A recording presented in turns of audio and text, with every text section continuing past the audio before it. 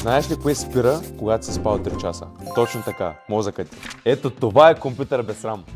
Рамта е като работното ти бюро. Колкото по-голямо е, толкова повече неща можеш да държиш отворени едновременно. Ако ти е малко бюрото, ще трябва постоянно да прибираш и вариш неща от чекмеджето. Демек хард дискът ти. Рамта е онази част от компютъра, която държи всичко отворено. Хрома ти, Fortnite ти, YouTube ти, Photoshop ти, каквото се сетиш. Когато го изключиш обаче, рамта забравя всичко. Затова не могат да се запазват неща в нея. Ако имаш малко рам, хрома ти ще забива, игрите ще лагват и направо ще заболи главата. Обаче ако имаш повече рам, всичко ще върви плавно. Но не винаги повече означава по-добре. DDR5 е новия стандарт за RAM. По-бърз е, но и по-скъп. За повечето хора 16 ГБ RAM е напълно достатъчно. За геймъри 32 ГБ е перфектно, а за пълни маняци 64 ГБ RAM и нагоре. Извод: ако не искаш компютърът ти да се държи като тинейджър в пубертета, служи му повече RAM. Ако искате да се вдигнете FPS-а, пишете ни на лично съобщение, ще ви изпратим файл с 5 полезни съвета, които ще ви помогнат да го повишите.